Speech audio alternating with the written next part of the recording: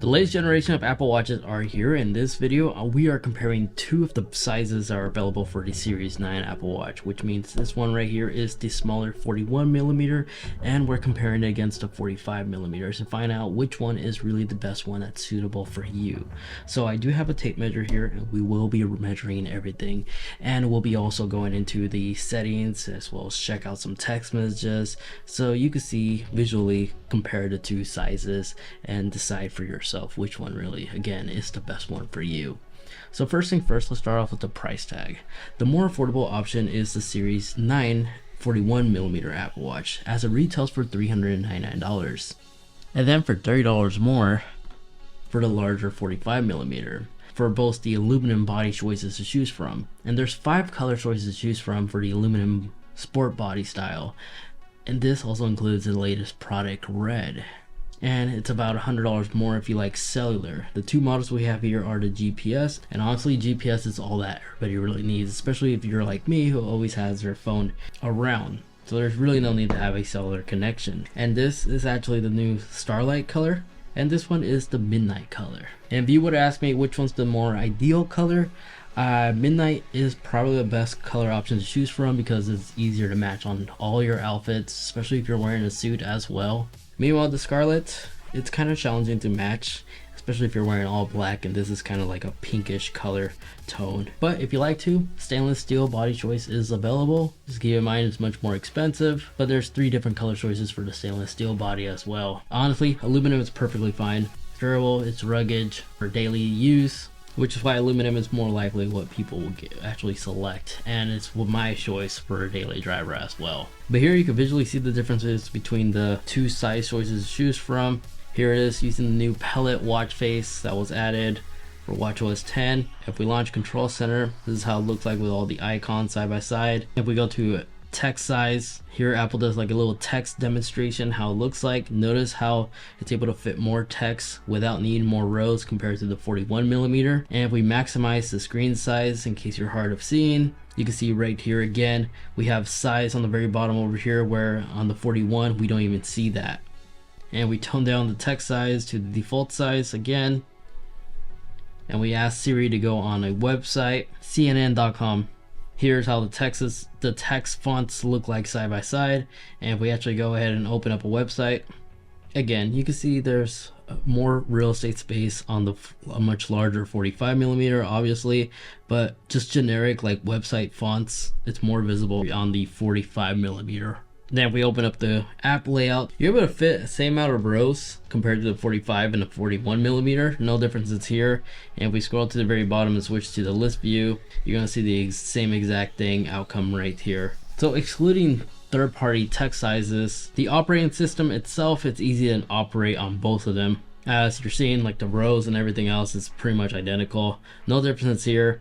And the screen specs are also identical, as well as both screens can go up to 2000 nits, which for my personal experience, that's more than enough. That's literally Apple Watch Ultra first generation territory, and 2 nits is bright enough. Anything more is just unnecessary. But I'm able to view these two screens in direct sunlight just fine without needing to like cover up my wrist like I used to. So if you find yourself outdoors most of the time, 2000 nits at max brightness is more than enough for the average user. Which means if you launch the flashlight app, you'll see it's identical, especially its lumens. It's able to deliver the same amount, as the screen sizes are not too far apart from each other.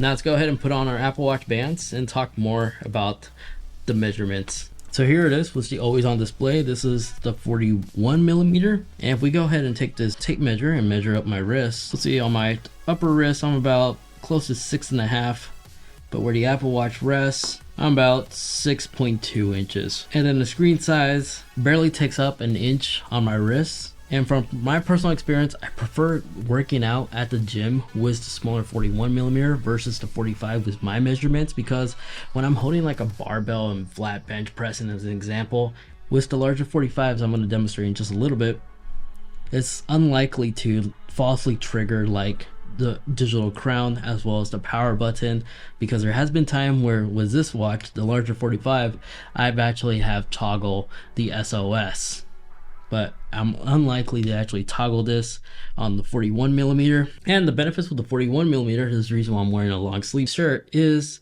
I could easily comfortably like cover it.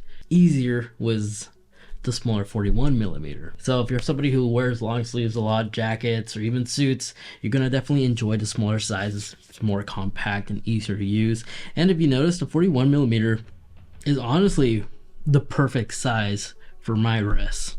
And real quick, if you're shopping around and you're debating which Apple Watch band to select from, for daily use, this style band is probably the best one due to the fact that it's easier to clean, easier to wash, and unlike the subtle loop band, you always have the freedom to always constantly adjust the size on the go.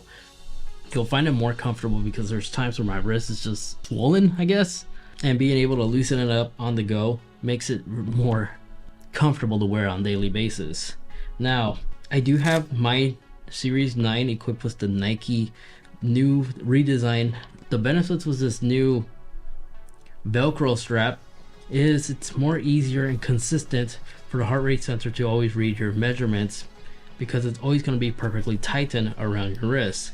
But the only con with this is the material does absorb liquid a bit more, so it takes a little bit longer to dry compared to wiping it off with silicone. So if you get this wet, it will be more challenging to dry up. The material that they're using is not like a cloth like fabric that just absorbs. It's more breathable and it's made to be actually used for athletic purposes, but you're always able to tighten it as tight as you want without being limited with these little pre-made holes. But I still would recommend this over this one.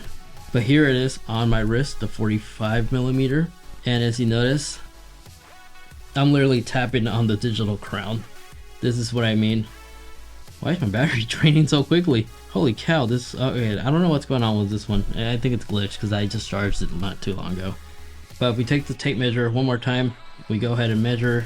We're looking about 7 inches. And then where the Apple Watch rests on my wrist, again, it was like 6.2 inches. And if we put the Apple Watch back on my wrist, to generally measure the display, we're looking a little bit over an inch, almost like 1.5 inches. Then if I go ahead and put the Series 9 41, here you can visually see the size differences right here. For some reason it's not loading up on the Series, on the 45 millimeter for some odd reason, but if we launch like the keyboard app, both are pretty well spaced out to a point where I could easily type in things pretty fluidly without any hiccups whatsoever. If we slide up, of course, we could switch to scribbles to type in this way as well. So there's no limitation right here, but clearly the 45 millimeter is easier to type with your finger if you have to. And in terms of like the new gesture controls, both have that capability where you could use your gesture controls to open up App Switcher, your smart stacks this way as well as pick up and hang up to calls. And if I take this one off real quick, it's more responsive. And we go ahead and launch our camera app on our smartphone. We're able to take a photo by just doing this. So overall, when it comes to these two Apple Watches, if you have a hard time with seeing, I would thoroughly recommend the 45 millimeter Apple Watch over the 41. But if you're great at seeing, you don't have any like near or distance seeing issues whatsoever, and you're just looking for a comfortable smartwatch that could gather your health data, your calories you burn, stuff for workouts, as well as convenience of just picking up calls and replying to text messages all off your wrist, the 41 millimeter Apple Watch is definitely the more comfortable Apple Watch to wear day to day. If you just need that larger display, or you're just an individual who have a really large wrist, definitely take advantage of the larger 45 millimeter. So more comfortable in certain situations, but you have a larger screen real estate. So now if you're debating between the SE Apple Watch, I have that video as well where I compare the 40 millimeter against the 44 millimeter side by side. And make sure to stay tuned, as I am going to go ahead and make a full buyer's guide comparing it against the large 49 millimeter Apple Watch Ultra and this other two Apple Watches. So make sure you are subscribed so you don't miss that video. Thanks so much for watching.